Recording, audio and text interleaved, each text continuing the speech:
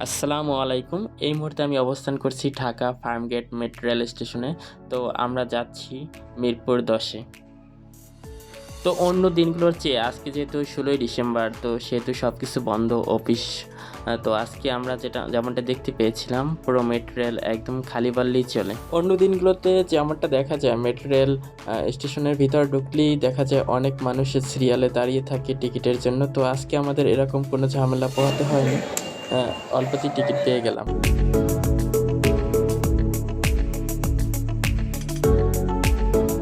আসলে আজকে আমাদের কোনো রকম প্ল্যান ছাড়াই একদম আসলে এই ট্যুরটা। তো সেহেতু আসলে কোথায় যাব ঠিক ভেবে উঠতে পারছিলাম না। তো ফাইনালি মিরপুর ১০ এ গেলাম। দেন আমরা কোথায় যাব সেটা ডিসাইড করব। যেহেতু ঢাকার পুরাতন জায়গাগুলোর অধিকাংশই আমাদের ঘোরা হয়েছে, সেহেতু আসলে আমরা সার্চ করছিলাম ফেসবুক, ইউটিউবে যে কোথায় আসলে আজকের দিনটা এনজয় করা যায়। তো সেক্ষেত্রে আমরা খুঁজে পেলাম তামান্না রিসোর্ট, এটা মিরপুর ১ এ অবস্থিত। তো দেখতে দেখতে আমরা চলে আসলাম মিরপুর ১০ এ। দেন আমরা এখান থেকে আসলে অটো খোঁজাখুঁজির পরে ১০০ টাকার বিনিময়ে একটা অটো নিলাম। দেন আমরা চলছি তামান্না রিসোর্টের পথে। দর্শক, এক পাশে তুরাগ নদী আর অন্য পাশে জাতীয় উদ্যান দেখতে দেখতে কখন যে পৌঁছে গেলাম আসলে আমরাই বুঝতে পারিনি। তো প্রবেশের পরেই আমরা গেট দিয়ে যেটা দেখতে পেলাম, চারপাশটা অনেকটা গ্রামের মতো, অনেকটা গ্রামের নদীর পাশে এরকম একটা দৃশ্য চোখে পড়ে।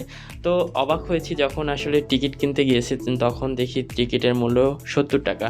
তো ৭০ টাকা কোনো বিষয় না, বাট আমরা যখন ভিতরে প্রবেশ করি তখন আসলে যেটা দেখি বিভিন্ন রাইড থাকে, রাইডগুলো ছাড়া আসলে এখানে আসলে কিছুই নেই। বাট প্রত্যেকটা রাইডের জন্য আপনাকে আলাদা আলাদা ১৫০ এবং ৭০ টাকা দিয়ে তারপর টিকিট কিনতে হবে, কারণ এখানকার প্রত্যেকটা রাইডের জন্য আলাদা আলাদা মূল্য নির্ধারণ করা হয়েছে। এবং এখানটায় যদি আপনারা আসেন তাহলে অবশ্যই মাথায় রাখবেন, যারা আসলে ফ্যামিলি ট্যুর বা কোনো ধরনের পিকনিক করতে চান তাদের জন্য সেটা একটা কমফোর্টেবল জায়গা হতে পারে এইটা। কিন্তু যারা আসলে শুধু ঘোরার জন্য নির্জন জায়গা খুঁজেন, তো তাদের জন্য কিন্তু এই জায়গাটি একদমই না।